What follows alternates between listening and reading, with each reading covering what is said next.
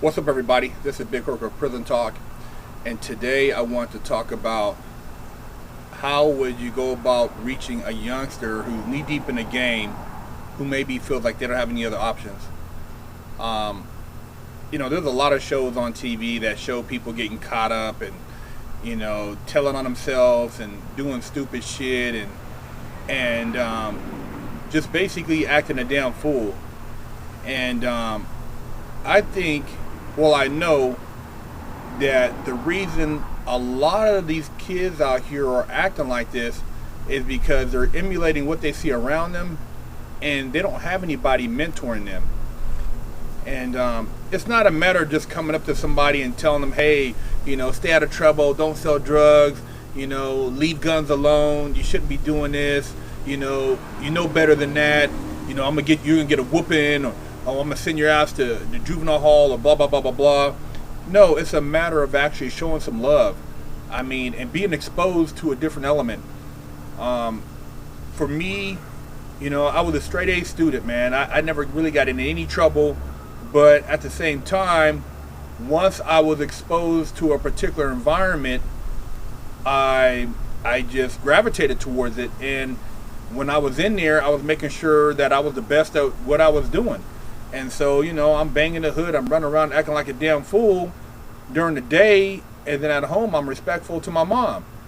And, I was still getting good grades, wasn't really fucking up in school, but I didn't have anybody really giving me any guidance, outside of, having somebody there to kind of give you dinner and put a roof over your head. There was nobody preparing me for life. And it gets to a point where if you don't have somebody kind of lacing you on how you should act or what you should be doing with yourself, it's like driving across the country without a road map. You're lost. So having a mentor, whether it be somebody at school, whether it be a family friend or an uncle or somebody else that's successful, it makes a big difference. I didn't have that. I had a lot of ideas growing up. I wanted to design shoes. I want to design clothing. I love cars. I want to, race cars. I want to do all this stuff. But then when I went outside, you know what I saw? I saw smokers. I saw niggas selling dope. I saw gang banging. I saw all these different things. And after a while, I got involved in those things. And it took me for a hell of a ride, and it sent me to juvenile hall, it sent me to youth authority, and eventually sent me to the federal pen. And even though before I went to juvenile hall, youth authority and the federal pen, I was exposed to another side of life because I moved from Sacramento to Orange County, which is like fucking night and day, especially Huntington Beach. I didn't really know how to capitalize on it, and I didn't understand it. When I first moved to Huntington Beach, to me it was like a punishment. My mom got married, my stepdad was white. I moved to an all-white neighborhood, practically. The school was damn near all white.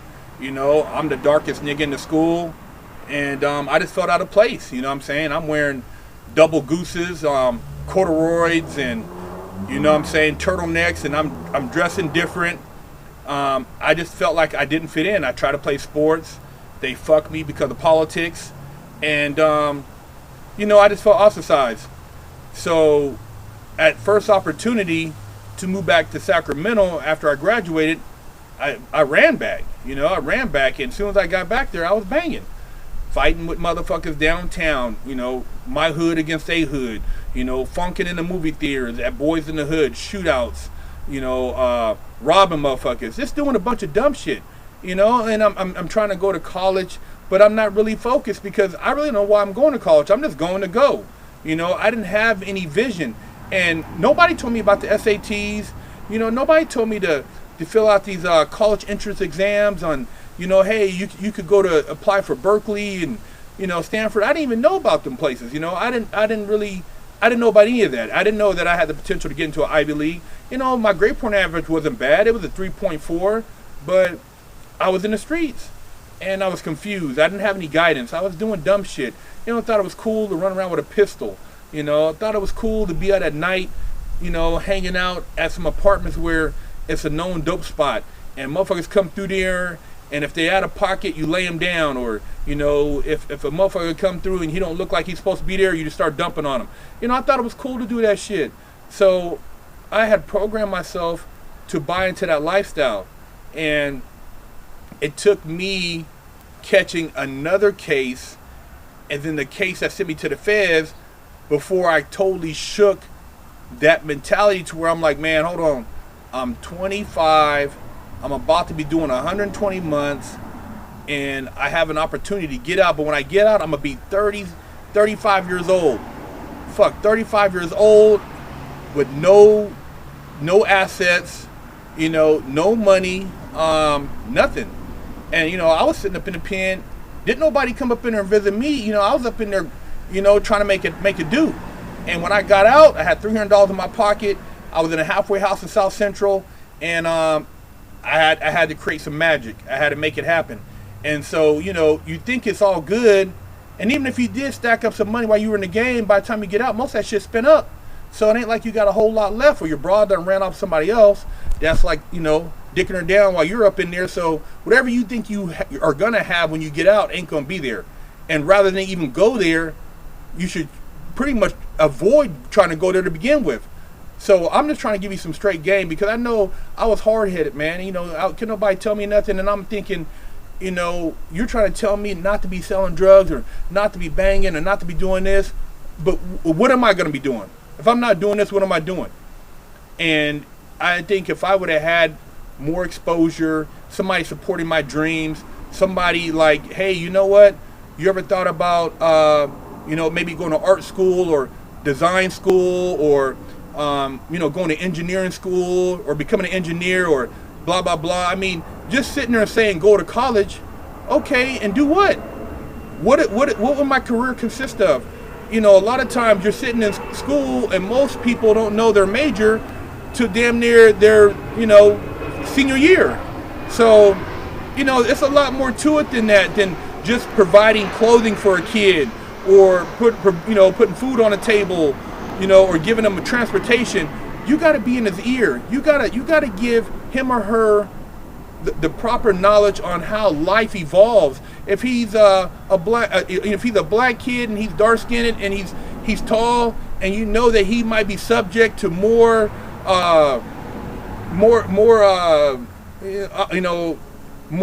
confrontation than normal because of his build, you got to prepare him for that. If he's a light-skinned kid, short, maybe kind of chubby, you got to prepare him for that.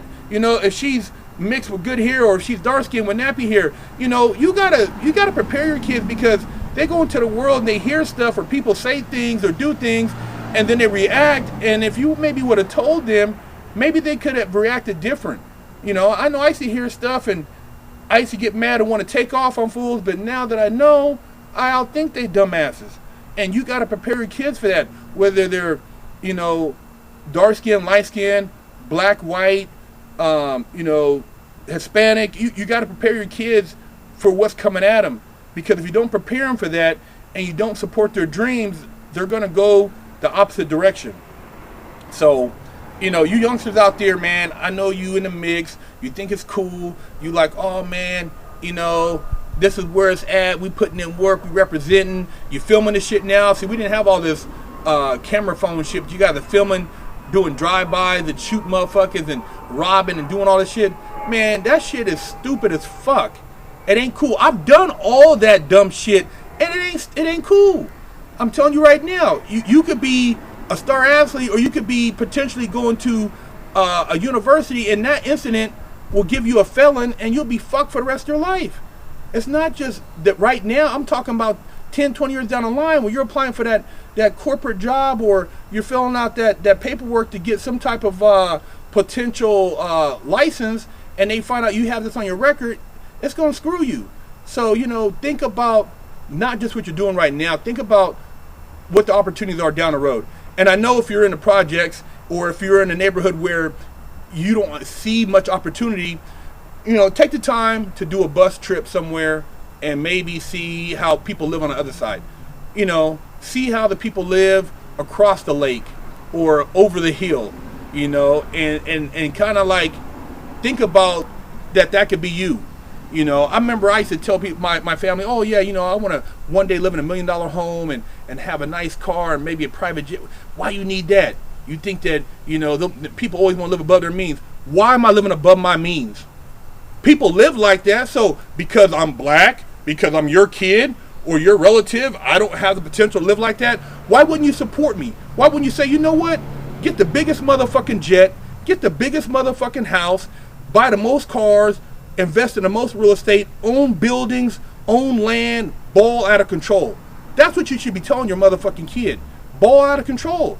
Support his dreams, man. Let him know that he don't have to die young. You ain't got to be out there getting shot up and doing stupid shit.